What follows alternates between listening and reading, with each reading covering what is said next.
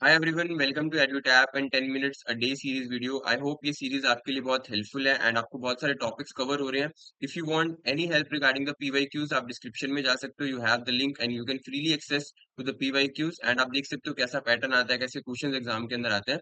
So next let us start our chapter number 19 का part number 1 for source of finance for current asset. In last video हमने क्या देखा था, working capital finance क्या होता है, वर्किंग कैपिटल किसको रिप्रेजेंट करती है, क्या हमारी रिक्वायरमेंट होती है, क्या क्या कंपोनेंट्स उसके अंदर आते हैं जो हमें स्टडी करने होते हैं। एंड नाउ ऑब्वियसली हमने बात करी थी वर्किंग कैपिटल रिप्रेजेंट करती है, for gross working capital is our current asset, की आपको जो एसेट्स में आपका पैसा लगा हुआ है, फॉर एग्जांपल डेटर्स के अंदर, स्टॉक के अंदर एंड कैश, तो ऑब्वियसली उसको मेंटेन करने के लिए आपको क्या चाहिए, कुछ सॉर्ट ऑफ रिक्वायरमेंट होती है। वो फाइनेंस आप कहाँ से लेके आओगे, बहुत सारे सोर्सेज आपके पास अवेलेबल है बीइंग अ कंपनी, तो उन्हीं को हम आज हम देखने वाले हैं।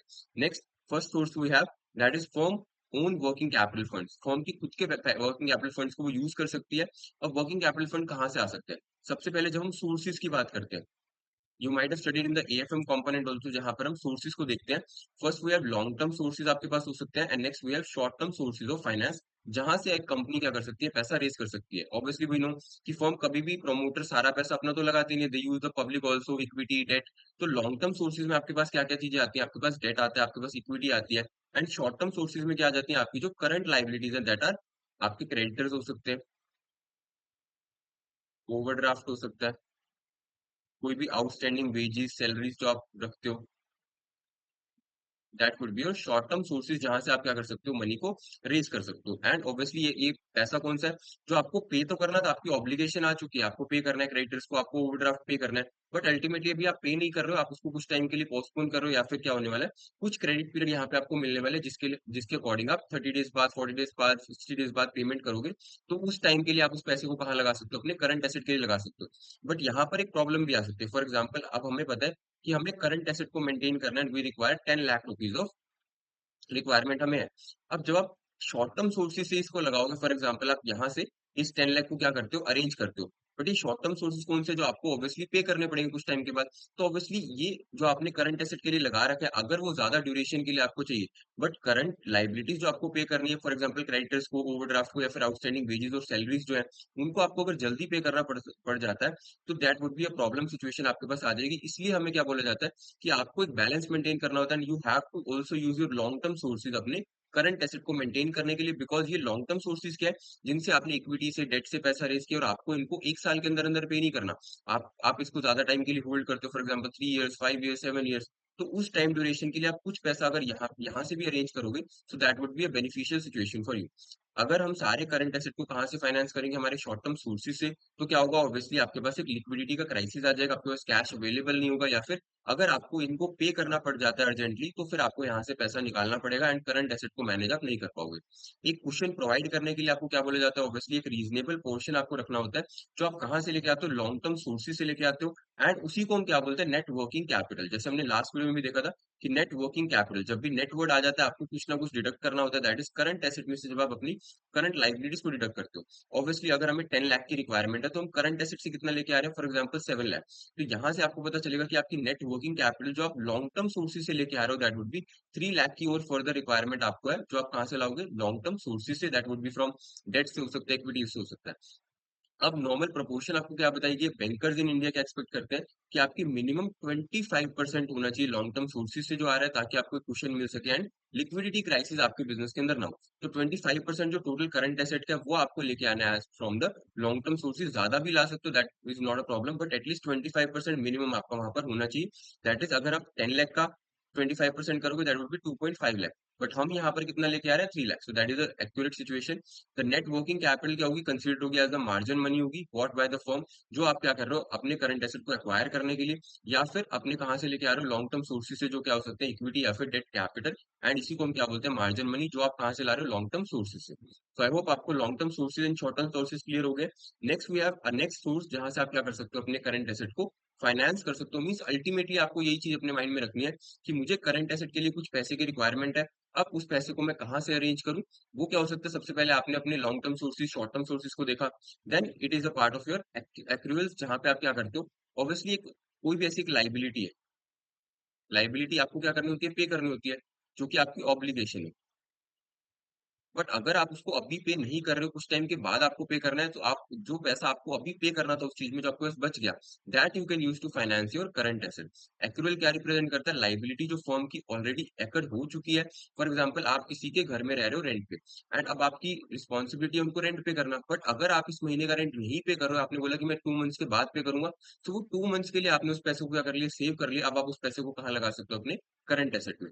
Accrued, but the payment for it कब की जाएगी, वो आप कुछ टाइम की बात करने वाले हो। फॉर एग्जांपल अगर हम टैक्स की बात करें, तो टैक्स में भी ये होता है कि प्रॉफिट तो आपने अर्न कर लिया, बट टैक्स आपको कब पे करना है? रेगुलर इंटरवल्स पे पे करना है, या फिर प्रिस्क्राइब जो टाइम पीरियड आपको बताया जाता है उसी टाइम पीरियड पे आपको टैक्स पे करना होता है। तो प्रॉफिट आपने पहले ही अर्न कर लिया, उसको आप कहाँ यूज कर सकते हो? अपने करंट एसेट को फाइनेंस करने के लिए। अगर हम बैलेंस शीट की बात करें, तो balance sheet is also prepared on a particular day. तो ये एक्रूअल्स क्या होंगे? रिप्रेजेंट करेंगे जो आपके करंट एसेट है या करंट लाइबिलिटीज जो आपकी है, उसके थ्रू आप क्या कर सकते हो? अपने करंट एसेट को यूज कर पाओगे for the short term sources ही आपका बनेगा। देयर अमाउंट डिपेंड करेगा एक्टिविटी लेवल पे, आपके ऑपरेशंस क्या, इंडस्ट्री प्रैक्टिसेस क्या, गवर्नमेंट रूल्स क्या, उसके बेस पे आप इसको यूज कर सकते हो। जस्ट आपको याद रखना है, जो भी चीज अभी आपकी लाइबिलिटी है, आपको पे करनी थी, अभी आप पे नहीं कर रहे हो, उसको फ्यूचर डेट पे करोगे तो आपके एक्रूअल बन जाएंगे। बिकॉज पेमेंट तो होनी चाहिए थी, बट उस पेमेंट को ना करके अब आप उसको क्या कर सकते हो? अपने करंट एसेट को मैनेज कर पाओगे।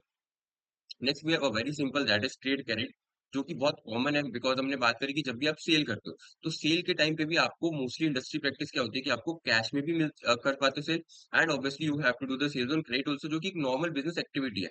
तो जब हम किसी से परचेज करने जाएंगे गुड्स, या फिर हम परचेज करेंगे, तो वहां पर हमें भी क्या हो सकता है कि क्रेडिट मिल सकता है। ट्रेड क्रेडिट क्या है? नेगोशिएटेड डीले किया जाता है payment of to the suppliers of good and services. जब आप परचेज करने जाओगे रॉ मटेरियल, तो obviously you would also get some sort of credit आपको मिलेगा, एंड आपको 30 डेज के बाद, 60 डेज के बाद, 120 डेज के बाद हो सकता है पेमेंट करनी हो।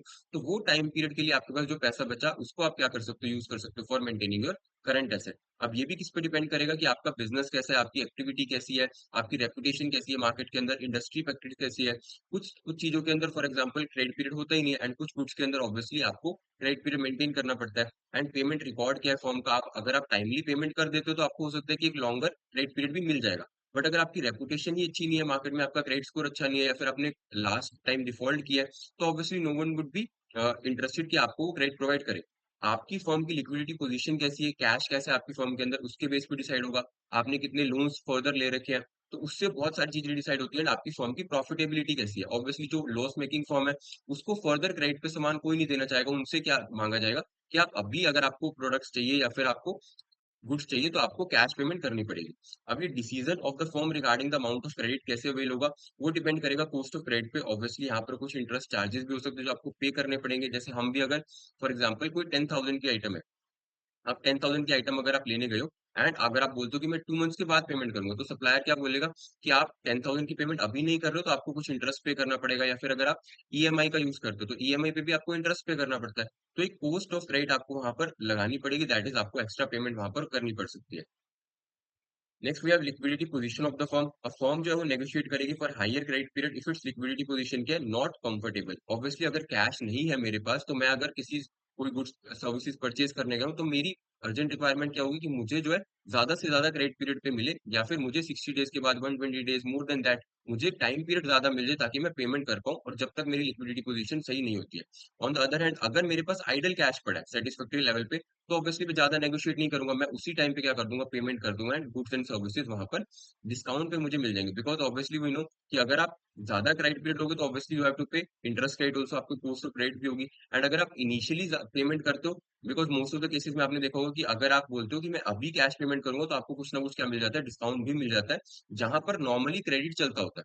So this is the point जहां पर आप देख सकते हो क्रेडिट के थ्रू, आपके एक्रूअल के थ्रू, एंड आपकी वर्किंग कैपिटल के थ्रू आप क्या कर सकते हो, सोर्स ऑफ फाइनेंस बन सकता है आपका फॉर करंट एसेट। ऐसे हम बहुत सारे अलग अलग सोर्सेज भी देखेंगे। जस्ट आपको यहाँ पर बेसिक चीजें याद रखनी है, which can be your source of finance. What minimum percentage of total current asset आपको बोली गई है, तो bankers in India generally expect करते हैं कि आप फाइनेंस करो तो लॉन्ग टर्म सोर्सेज। हमने बहुत अच्छे से स्टडी किया है। आई होप इसका आंसर आप इजीली चैट बॉक्स में कर पाओगे, कमेंट बॉक्स में। So is it 10%, 15%, 25%, 50%? तो हमें क्या बोला गया, नेट वर्किंग कैपिटल रिप्रेजेंट करती है हमारी current asset and current liabilities के डिफरेंस को, एंड दिस रिप्रेजेंट हमारा gross working capital. So you can tell कि आपका आंसर क्या होगा। Next we are, if you want any guidance, तो आप सुपर क्रैश कोर्स के लिए जा सकते हो। चारों कंपोनेंट्स आपके कवर होंगे। यू नो कि आपका एग्जाम बहुत पास आ चुका है, and you will be getting live classes as well as इसकी रिकॉर्डिंग्स आपके पास अवेलेबल होंगी within 24 hours. Short notes आपके पास होंगे, टेस्ट सीरीज का ऑप्शन आपके पास अवेलेबल है। विद दैट आपको फ्लैट 75% डिस्काउंट मिल रहा है, you can use the code for cab 75। Just आपको एडुटैप की वेबसाइट पे विजिट करना है and you would be showing wonderful courses जो आपकी हेल्प के लिए, आपकी गाइडेंस के लिए है। Thank you so much for being a part of this video.